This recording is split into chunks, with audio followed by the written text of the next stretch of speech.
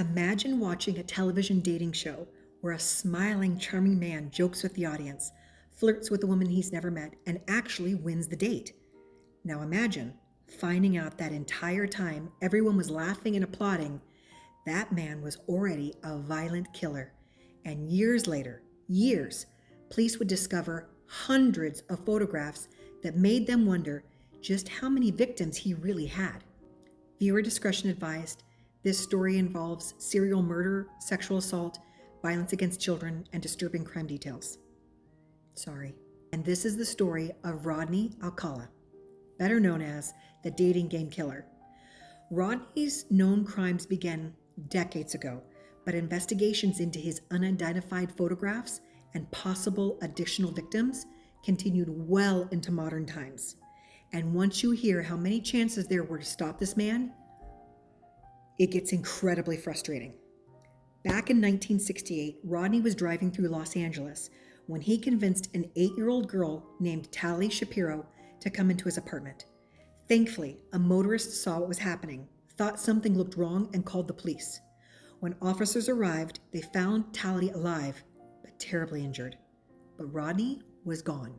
He fled California and eventually made his way to New York, where he changed his name and enrolled at New York University. Think about that for a second. Police are looking for this man after a horrific attack on a little girl, and Rodney is across the country going to school and living under another name. Eventually, Rodney was recognized and arrested, but after serving time, he was released. And instead of stopping, Rodney continued hurting people. One of the strangest things about Rodney was his obsession with photography. He would approach women and girls, tell them he was a photographer, convince them to pose for him, and he was charming enough that people trusted him. And that camera gave him an easy reason to approach complete strangers. Then in 1978, Rodney did something that seemed almost unbelievable, knowing what we know now. He appeared on the television show, The Dating Game. Rodney stood on national television answering playful questions from a woman named Cheryl Bradshaw. Cheryl couldn't see the 3 bachelors while she questioned them, and based on Rodney's answers, she chose him as the winner. So Rodney won the date. But once Cheryl actually met him, something changed. Smart girl, right? She reportedly found him creepy and became uncomfortable around him. So she refused to go on the date she'd just won with him. And knowing what we know now, Cheryl made one of the most important decisions of her life without even realizing it, because Rodney kept killing. In 1979, 12-year-old Robin Samso disappeared near Huntington Beach after riding her bicycle. Witnesses remembered seeing a strange man in the area who had been photographing girls, and investigators eventually began looking at Rodney. Robin's remains were later discovered, and evidence connected Rodney to her murder. But that wasn't the end of it. Years later, advances in DNA testing connected Rodney to additional murdered women, including Cornelia Criley, Ellen Hover, Jill Barcombe, Georgia Wickstead, and Charlotte Lamb. Several of Rodney's victims had been sexually assaulted, beaten, and strangled. Poor girls.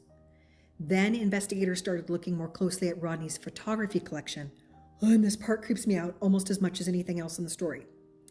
Police discovered hundreds of photographs of women, girls, and boys Rodney had taken over the years.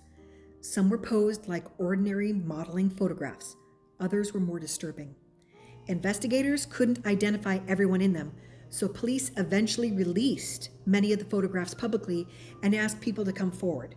Some of those people were identified, alive, and well, thank goodness. But others have never been identified. And because Rodney traveled extensively and had been committing violent crimes for years, investigators began wondering whether some of the unidentified people in these photographs could have been additional victims. In 2010, Rodney was convicted of 5 murders in California and sentenced to death. He later pled guilty to 2 more murders in New York. So that gave authorities 7 confirmed murder victims, although investigators have suspected there are much more. Rodney died in prison in 2021, taking whatever else he knew with him. And honestly, the part I keep coming back to is Cheryl standing on that television set in 1978. She didn't know about the woman Rodney had hurt. She didn't know what investigators would eventually discover. And she didn't know that decades later, people would still be trying to identify faces in his photographs. She just met Rodney and felt that something wasn't right, so she didn't go. You know, sometimes we talk about trusting your instincts, but it's just a saying. Cheryl listened to hers. She walked away from Rodney Alcala and may have well saved her very own life. Do that yourself. Trust your instincts. Until next time, remember that every ordinary person has an extraordinary story. I'm Amber Joy, and I'll see you in the next story.